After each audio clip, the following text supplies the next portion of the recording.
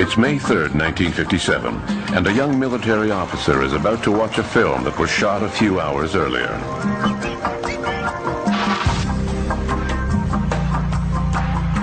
What he's watching is nothing more than a negative, but already he can tell that the images on the film are extraordinary.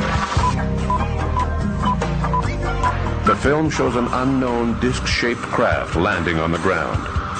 6 years later, this young officer, Leroy Gordon Cooper, became a national hero when he became the last American astronaut to fly solo in a Mercury capsule. As for the film he saw, its contents still remain a state secret.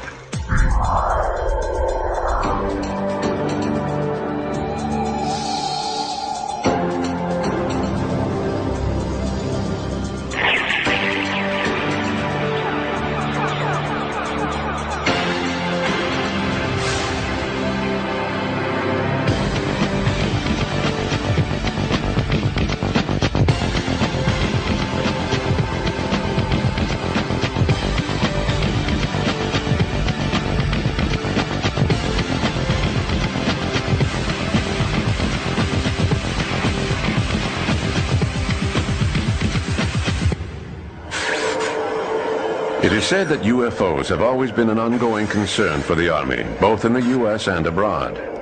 Military commanders have even classified this subject as ultra-top secret. Are these rumors true? Are UFOs really a state secret? On December 30th, 1947, faced with a growing number of UFO sightings being reported throughout the country, Defense Secretary James Forrestal set up an investigation committee. The Air Technical Intelligence Center, or ATIC, was located at the Wright-Patterson Air Force Base in Dayton, Ohio. The committee was known as Project Sign. Before it even had time to determine protocol, the U.S. Air Force was faced with a crisis. On the afternoon of January 7th, 1948, barely a week after Project Sign had been created, Thomas Mantell, a pilot with the National Guard, crashed in his P-51 while pursuing a large silver-colored sphere over Kentucky. This incident was the first to be investigated by Project Sign. According to investigators, Mantell mistook Venus for an unknown craft. He was not wearing an oxygen mask, so he must have gone beyond a safe altitude, lost consciousness, and crashed to the ground. This explanation was far from convincing to military commanders. In 1952, the Mantell case was investigated by the U.S. Air Force, who concluded that the pilot had probably mistaken a skyhook balloon for a UFO. There's a significance to Mantell which is very important, I think, and that is that the Mantell case came in the 1940s just after the birth of the flying saucer phenomenon, if you like, when Kenneth Arnold had named the flying saucers.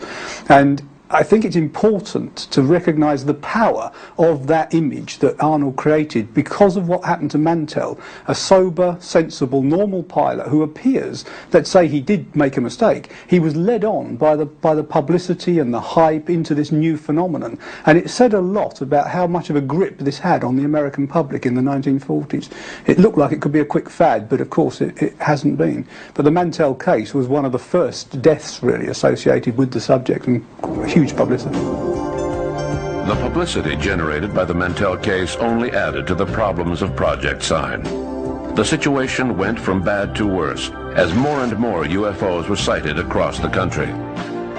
On July 24th, 1948, two pilots with Eastern Airlines reported having seen a bright cylinder-shaped object while flying over Alabama. Apparently, they barely avoided a collision. Things were getting tense for military commanders. They ordered Project Sign to produce a report assessing the current state of the situation. What we do know about Project Sign is that right from the beginning, analysts over at Wright-Patterson Air Force Base in Dayton, Ohio, were divided as to what UFOs meant. Some said, yes, I believe this is evidence of extraterrestrial, interplanetary aircraft. This was not necessarily a minority viewpoint. There were, however, others that said, no, that's impossible. It cannot be that. It must be something on the fringes of science that we don't yet understand. Now, what appears to have shaken the Sign team up were a series of very important sightings that took place in the summer of 1948. One was in the Netherlands, and a few days later in the United States, in Alabama, one took place of seemingly an identical object. In both cases, it was an object that had a very exceptional speed, was seen clearly visually by trained pilots, and did things that aircraft aren't supposed to be able to do.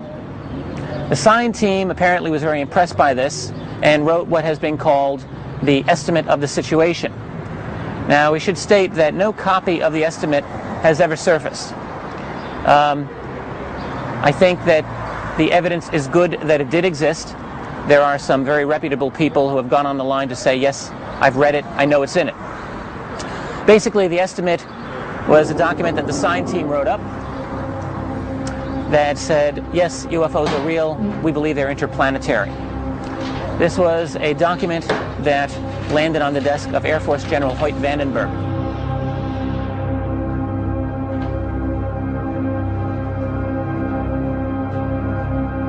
According to the story, Vandenberg said, I'm not going to accept this conclusion, give me something different. Whereupon the sign team came back and gave him something different. And after that, the extraterrestrial thesis went out of favor among Project Sign.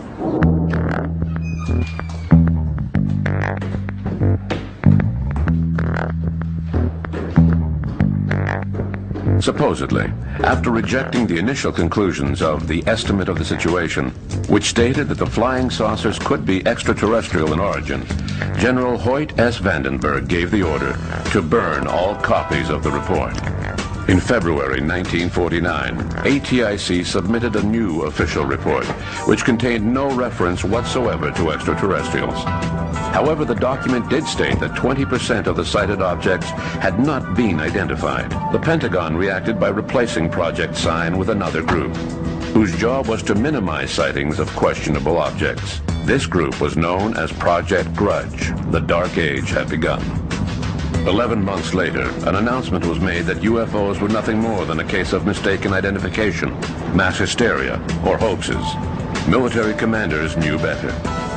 In September 1951, after extraordinary sightings were reported over New Jersey, the U.S. Air Force revived its Project Grudge. Captain Edward Ruppelt was assigned to the project. But unlike his predecessors, Ruppelt refused to turn a blind eye to the UFO phenomenon. He demanded that thorough investigations be carried out, which led to the creation of Project Blue Book in 1952. The arrival of Captain Ruppelt held in a new wave of public interest in UFOs. It was hoped that Ruppelt would ensure that UFO investigations were impartial. Ruppelt hired a scientific advisor, Joseph Allen Hynek, an astrophysicist affiliated with Northwestern University in Illinois.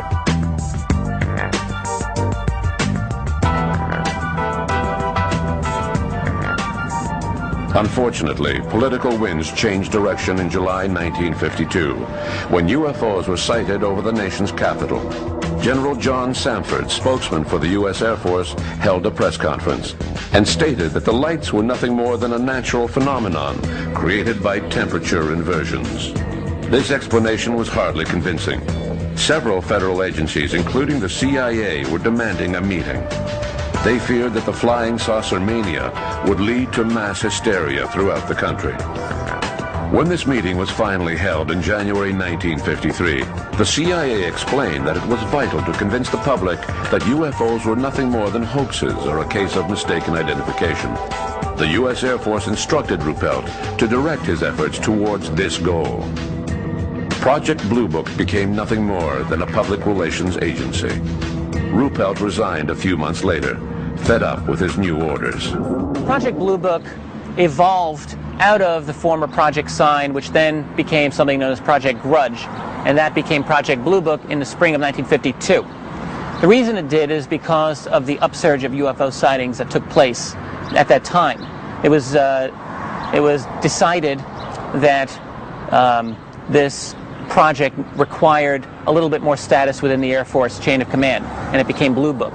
Captain Ruppelt headed up Project Blue Book for about 2 years in 1952-53. He led several good investigations, but there was a crisis situation in 1952, following the Washington merry-go-round incident, as it was known. For 2 weekends in a row, on both Saturday and Sunday nights, the skies over Washington, D.C. were filled with UFOs, and this needed to be downplayed. A large press conference was held in Washington, during which the military claimed that the objects were nothing more than mirages. But this explanation was not very convincing. There was a change in policy within the organization, and studies into UFOs were brought to a halt.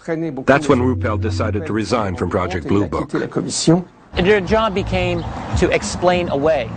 We know this because of now declassified documents that lay out the matter very clearly to the Blue Book staff, which is, you know, if you have something that is easily explainable, this is what you tell the public.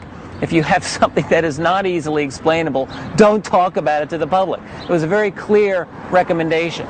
Their job was to get the unexplained percentage to an absolute rock bottom minimum. The goal of Project Blue Book was now to find natural explanations for UFO sightings. A key player in this game was Allen Hynek, an astronomer who worked on the project for nearly 20 years until the end of the 1960s. It was basically the first official investigation into the reports of UFOs. There was no actual Blue Book, but Blue Book amounted to the code name for all the UFO reports being collected together and examined by the university, apparently independent of the government. In fact, it was more independent than the government probably intended, because Hynek was gamekeeper turned poacher. He eventually became one of the leading lights of the UFO industry, and indeed for some time he was kind of playing a double game. But it took into account mainly lights in the sky and distant objects, flying saucers if you would, but it also took in the high strangeness cases, such as the cases of entities seen in Kentucky, for example, in 1955 and so on, and it would examine several of those kind of reports. It was to some extent a cover-up. They already had determined, the CIA had already determined, that they were interested in certain aspects of the UFO phenomenon, such as how rumour circulated amongst the population and so on. So it was a study of a lot of that aspect as well. It was in effect, though, the first US government study, and it would lead on in the end to the Condom Report in 1969 in government's in due course. Up until the mid-1960s, Project Blue Book played its role as a public relations agency, downplaying UFO sightings and reassuring the public that flying saucers were nothing more than natural phenomena. Then in the spring of 1966, UFOs descended on 3 Michigan towns, Ann Arbor, Dexter, and Hillsdale. The U.S. Air Force quickly dispatched Allen Hynek to the scene. The astrophysicist proposed that the phenomena had been caused by methane swamp gases. It was the beginning of the end for Project Blue Book. The swamp gas incident that occurred in the 1960s, and which was particularly brought to bear by Professor Allen Hynek, who wrote it up in his book, The Hynek UFO Reports and so on. Basically, in Ann Arbor, in Michigan, there were a lot of reports of lights and so on in the skies. Looking back on that now, we might assume that if they weren't structured craft and so on, which was obviously speculated by the UFO people at the time, that they might be something more like tectonic activity that we've seen in places like Hessdalen and so on, where we think that sort of earth movements are causing these lights. But at the time, these lights were thought to be some sort of phenomenon in Ann Arbor. And an explanation was given, which wasn't that absurd, really, which was that it could be igniting swamp gas that was creating the light. Unfortunately, it was kind of picked up by the tabloids of the time and so on, and they made a big point about what seemed to be the government explaining away UFOs as just swamp gas. And I think the government has done some stupid things, and they quite rightly are pulled up by this, but in fact on this occasion it may not have been that silly a case. Having said that, what happens when you get flaps like that, like Warminster, like Hesthelen, Gulf Breeze, Ann Arbor and so on, is that you've probably got real UFO incidents there, and these other things get seen by people who get very excited, and then the whole thing becomes a flap, and of course a lot of nonsense gets into the data reported. I think there were probably some real cases in there, but unfortunately the whole thing became a complete fiasco because of this so-called cover-up of using this swamp gas explanation. Dissatisfied with Hynek's explanations, the press hounded Project Blue Book for the truth. In the midst of the upheaval, military commanders set up an ad hoc committee made up of military officers and scientists. They concluded that it would be best for a civil agency to take over, relieving the Army once and for all of its UFO problem. The Air Force dumped the problem into the lap of the University of Colorado. So basically what had happened is that Project Blue Book had lost all credibility at this point. The U.S. Air Force had lost credibility on this project. People weren't believing the Air Force answers that it was all weather balloons, or it was all ball lightning, or some other kind of, the planet Venus every single time. So that what the Air Force wanted to do, and had wanted to do for years, was to get rid of Project Blue Book somehow.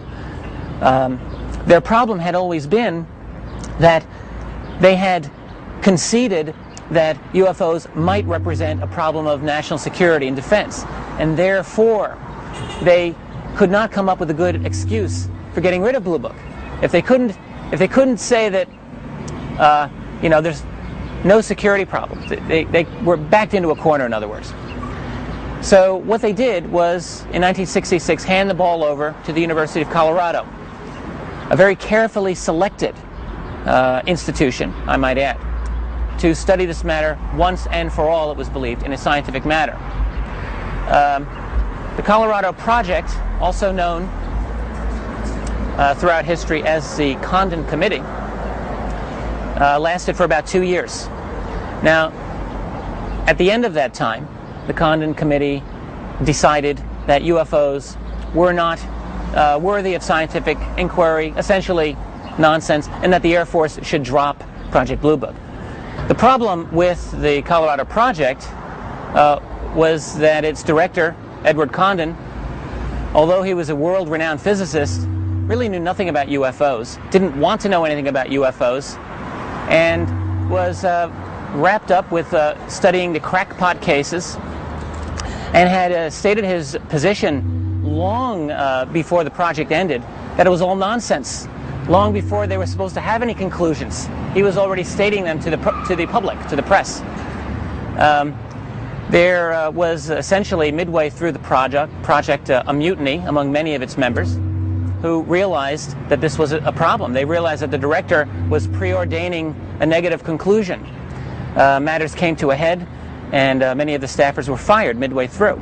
There's also a memorandum issued by the second in command of the project, a man by the name of Robert Lowe, who in 1966, at the beginning of the project, wrote an internal-only memo, which said that the trick of what we do will be to convince other scientists that we are actually engaging in a serious study of this project, when in reality we have no expectation of finding anything at all. Now, that memo leaked out about a year into the project and caused a very, very big controversy. So there were things like this that showed that the project may not have been an impartial study. Certainly, if you review the Condon Committee report, there are many deep flaws with it. It is a deeply, deeply flawed scientific document. The conclusions did not match the data. Some reports were well investigated, others were not. And so that it was a very spotty report. For a document that was supposed to solve the UFO controversy, it did not do it. Now, none of that really seemed to matter. The Condon Committee report was released in January of 1969, and the press basically said, oh, okay, nothing to it, end of story.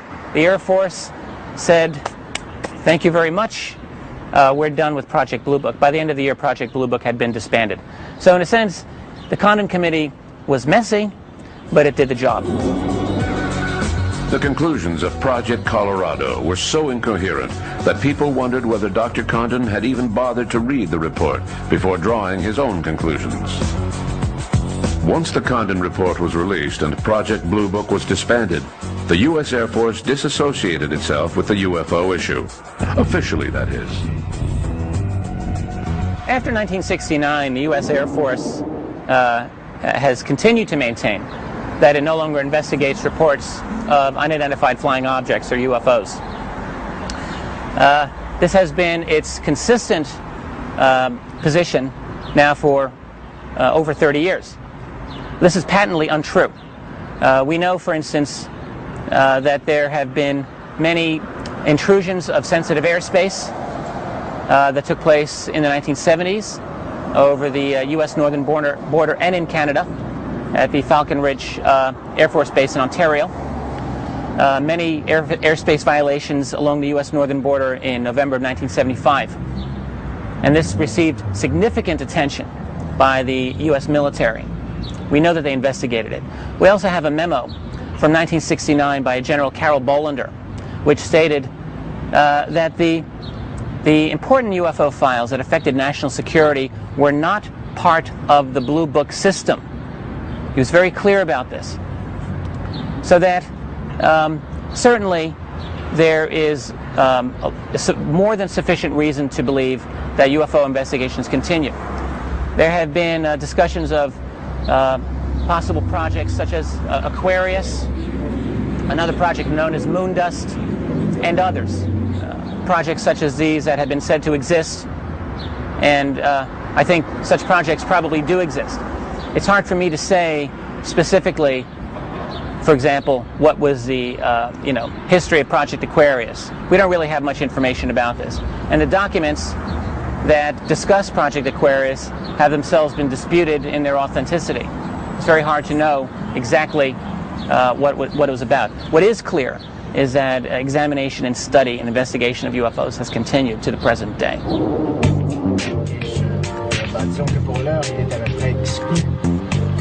Today, the U.S. Air Force claims that all files relating to UFO sightings are available in national archives. But we have reason to believe that these archives are only the tip of the iceberg. There are a number of astronauts I know who take this very seriously. I've spoken to Dr. Edgar Mitchell, who was the sixth man to walk on the moon, Apollo 14. He's told me he is convinced that there is a cover-up, and that the United States has covered up information about a lot, including Roswell, for over 50 years, and that the information is now held by a group that has spun off from the military intelligence organizations of the past. Gordon Cooper has a great interest in the subject. I've communicated with him. He has confirmed that when he was director of the Flight Test Center at Edwards Air Force Base, California, in the late 1950s, a disc actually landed. It extended tripod landing gear and landed on the dry lake bed and was filmed by his camera crew, which were filming various experimental flights at that time. He's confirmed that the disc was around 30 feet in diameter. He did not see this event, but he studied the film, and he was ordered to send it by pouch to Washington, and it hasn't been seen or heard of since. Even though more than 30 years have elapsed since Project Blue Book, chances are that the U.S. Air Force still has several UFO files locked in the vault somewhere. State secrets that will remain secret for years to come.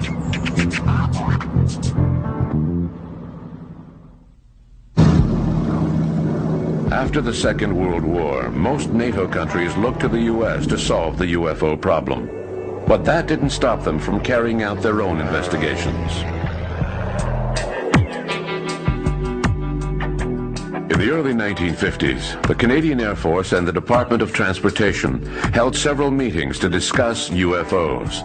These meetings were known as Project Second Story. In March 1953, the committee concluded that there wasn't anything in the UFO file worth pursuing. Up until 1967, when the Canadian Army released its UFO files to national archives, the military had done only a few cursory investigations to ensure that the sightings were not a risk to national security.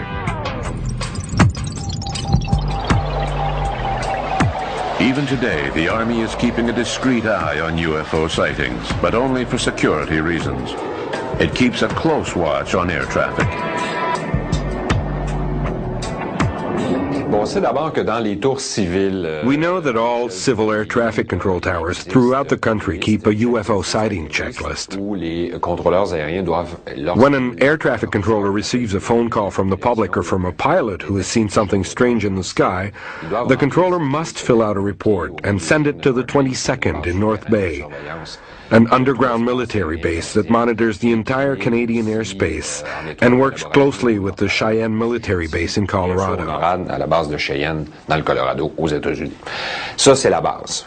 These are the basics that we know, that anyone can find out. There's nothing hidden. It's all part of monitoring the Canadian territory. Whenever the Army detects an object flying in the Canadian airspace that refuses to identify itself and to respond to radio calls, it has strict instructions to send up fighter jets to intercept the object. In our case, these jets are CF-18As, otherwise known as Hornets, and they're usually launched from the 3rd Wing at the Bagotville military base. The Hornets' job is to intercept, identify, and accompany an aircraft such as a Russian Tupolev to the international airspace where it belongs once it responds to the call sign. If the object does not respond at all, the Army's last resort is to fire at the object with the intention of destroying it, because that's the Army's job. And I think it's important to note that there's a difference between what we think the military does and what it actually does. It can be summed up in 3 letters: IID, intercept, identify, and destroy. That's what the military does. That's what they're paid to do. I would say that UFOs are pretty far down on their list of concerns. They're not paid to study UFOs. That's not their job. And I would even go so far as to say that they scoff at the whole idea of UFOs. As long as national security is not in danger, they will come up with a story about how something strange was spotted in the sky, and the story will end there. The information will be passed on to the NORAD base in Cheyenne, Colorado, but nothing more will be done about it.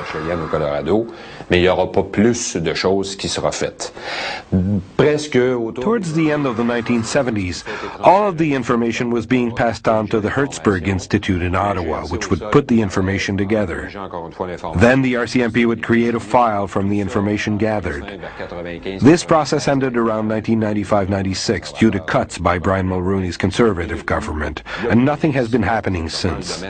This means that the public shouldn't expect the military to be launching any intensive investigations into the UFO phenomenon. In the Canadian history of ufology, there was one case in particular that caught the attention of the Canadian forces. A strange flying machine was spotted by prospector Stephen Michalak near Falcon Lake, Manitoba in 1967. Stephen Michalak was an engineer, a very humble man, an immigrant from Poland from the time of the war. And in 1967 he was doing some amateur prospecting in a very remote area of Manitoba, not too remote to be completely inaccessible. In fact, just a matter of miles away from a very busy highway, but yet off the beaten track.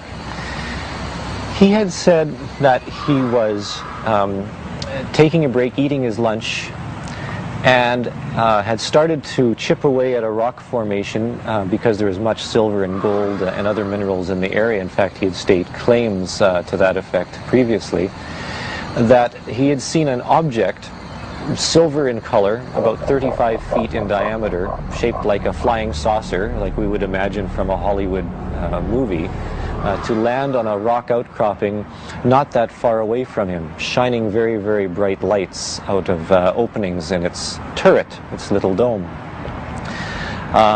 After a while, a little door opened in the side of it, and he could see light coming from that too. What is interesting is that he had not conceived that this was a spacecraft from outer space. He thought immediately that this must have been some sort of American flying vehicle that was top secret and had broken down, and they had to make repairs so that nobody would see. So he walked up to the craft a little ways away and shouted out, "Hey, Yankee boys, what's the matter? Your secret aircraft broke down? I'll give you a hand fixing it." What had happened was, previous to him saying this, he had heard some voices coming out of this opening, thinking that they were humans, perhaps. As soon as he called out to them, the voices stopped. And he thought, oh no, maybe this isn't Americans. So he called out in Russian, because he was fluent in a number of languages, asking the same thing. Still no response. He tried German and his native tongue Polish as well. He walked up to the doorway, put his hand, his gloved hand, he had rubberized gloves for dealing with rock chips, on the side of the craft, still thinking it was some sort of secret aircraft, and had to pull away because the gloves melted, because the heat was so intense on the outside of this vehicle. The door shut like a camera iris, woof, woof, woof, like this. And the whole object rose up slightly and began to turn so that there was an exhaust vent, like a radiator grill, in front of him. And a blast of hot gas hit him in the chest, and the object took off. The blast of hot gas was hot enough that it actually set his clothes on fire, and he quickly struggled to take off the clothes, throw them onto the ground, and beat them out with some grass and some leaves, and stomp on them. But he started feeling very, very dizzy and nauseous, and he was in pain. He did receive second and third degree burns. He managed to walk out of the bush to where he was staying at a small motel a few miles away, and decided that he would go back into Winnipeg seeking some medical help. He arrived in Winnipeg a few hours later and had called his family to meet him at the hospital because he told them he had been burned by an aircraft.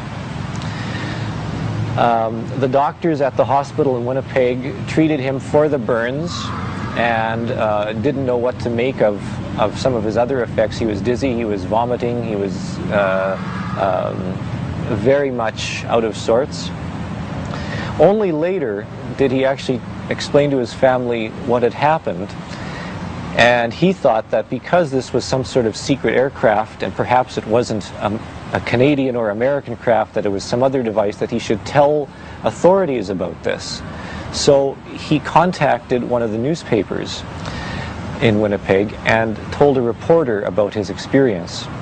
And when the reporter heard the fantastic story, it broke all across Canada, in fact around the world, and it became one of the most intensely investigated reports in all of North America. At first, the authorities turned over the investigation to Sergeant Paul Biskey of the Canadian Air Force. His report was filled with contradictions. Biskey recognized that Michalak was honest, yet he remained convinced that the whole thing was nothing more than a hoax or a hallucination. Biskey was very much against the notion of flying saucers. In fact, he, in an interesting letter which we have found on file, described how he was going to get Mr. Michalak drunk at a bar to try and loosen his lips to come forth with the truth about what happened. He was looking for any explanation, any reason why what Michalak had said really didn't occur, and I believe was a detriment to the investigation. Perhaps dedicated, but he was so convinced that the case could not have occurred that perhaps he went a little bit overboard in his evaluation. Biskey's conclusions were not accepted unanimously by the authorities, especially since radioactive ground samples were taken from the site. I actually grew up very close to where Mr. Michalak lived. In fact, as a child I played with one of his sons. And I remember his son telling me one time that his father had been burned and was very, very sick, and I didn't think anything of it at the time. But later on, as I continued my connection and relationship with the family, I became interested in the UFOs and flying saucers and asked more questions about what had happened, and he showed me the burns on his legs and what was left on his body at that time, some of the material that had been left, and told me of his fantastic story. So on the one hand, we have a fantastic story, but it is backed up by some physical evidence, some material on the ground, the evidence of the burns on his body, plus the astounding testimony and expert testimony of some of the investigators. So I suppose, depending on who you talk to, it's either one of the best cases ever on record of a person encountering a flying saucer and being burned by it, physically injured, or an elaborate hoax. And if it is an elaborate hoax, it is surely one of the most profound ever on record with the most incredible evidence.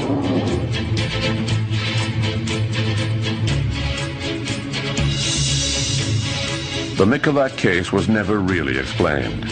Even today, 35 years later, part of the Michalak file is still inaccessible, classified as a state secret by National Defense.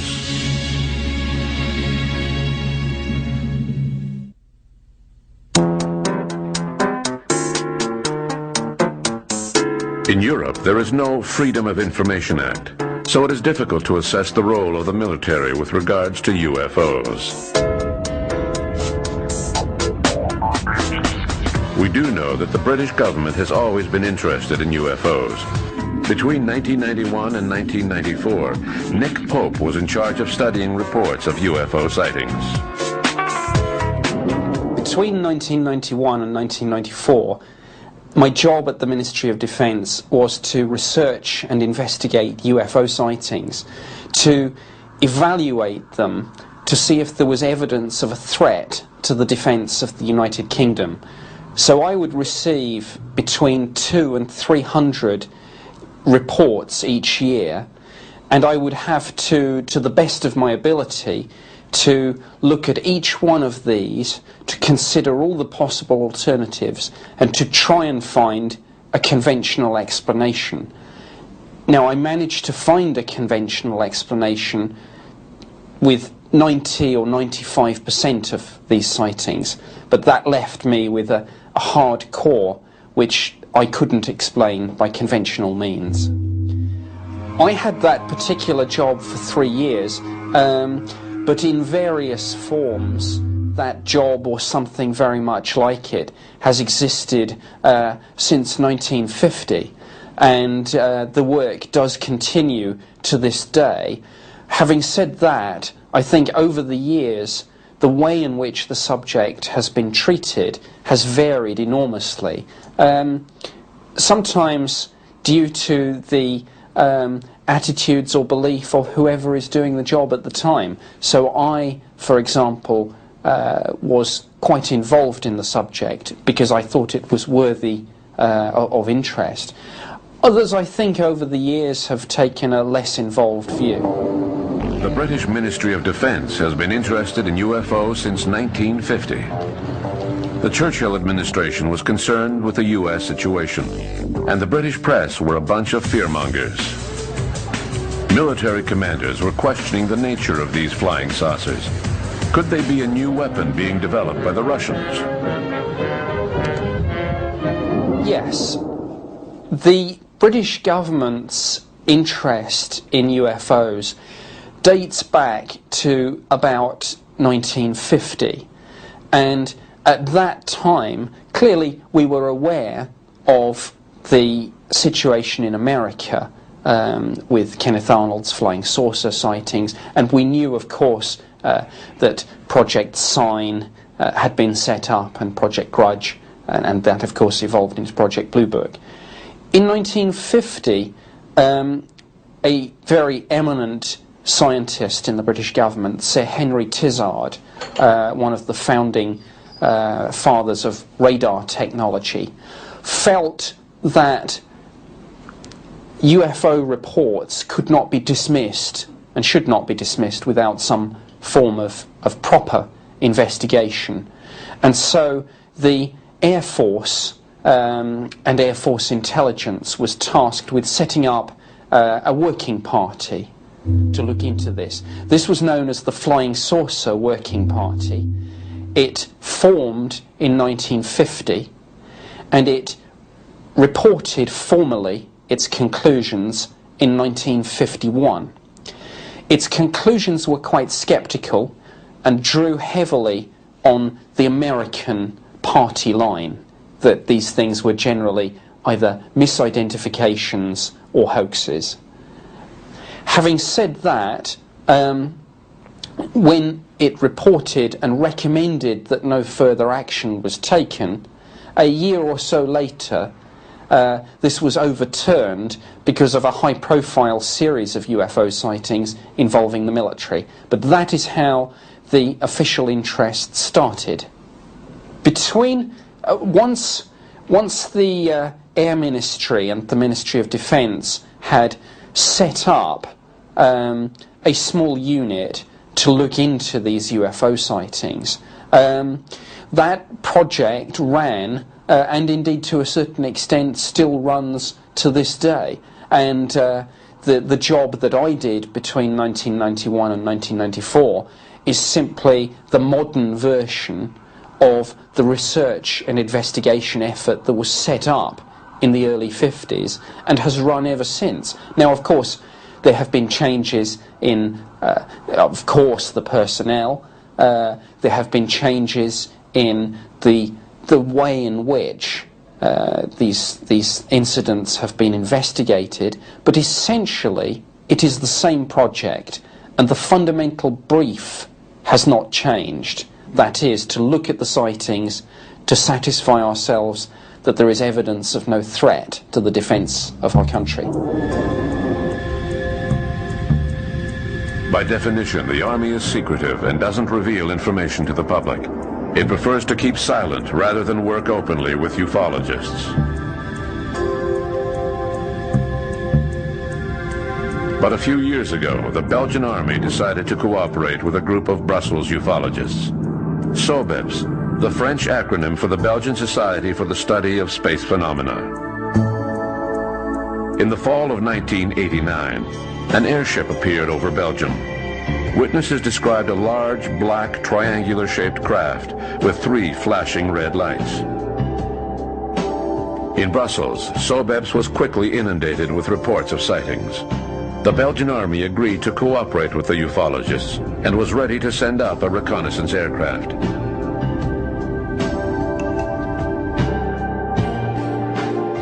On March 30th, 1990, a triangle was detected on radar screens at Semerzak Station. Just after midnight, 2 F-16 fighter jets were sent up to pursue the object. One of the F-16s had the UFO on its radar screen, but the other aircraft was flying without radar. The unidentified object took off at speeds that no human could withstand. A few days later, Colonel Wilfred de Bruer, head of the Air Force, presented radar images to the press. They were quite astounding. The images showed that the spacecraft had accelerated at a speed of 30 to 40 Gs. At the same time, Colonel de Bruer rejected any possibility that the UFO could be some sort of secret prototype. The Belgian wave of sightings lasted until 1994. Now, 10 years later, they have yet to come up with a concrete explanation for all of the sightings reported. What's important to remember is not so much the sightings themselves, but rather the open dialogue that took place between a group of ufologists and the National Army. This joint effort was much more important than you may think. To carry out a thorough investigation, researchers need to know all of the data, and the best reports are often found in military files, because they are written by experienced pilots, and they are supported by physical evidence such as radar echoes. These files are rarely released to civilian researchers, the Army claiming that they must remain confidential for security reasons. Ideally, state agencies would be set up throughout the world, managed by an international body such as the UN. But the world is not ready for such an organization just yet. Towards the end of the 1970s, several meetings were held at the UN to discuss UFOs. Among those who attended were Professor Hynek, former advisor to the U.S. Air Force, astronaut Gordon Cooper, and several other key figures. The meetings were presided by Kurt Waldheim, who was Secretary General at the time. The idea was to hold an international debate on UFOs.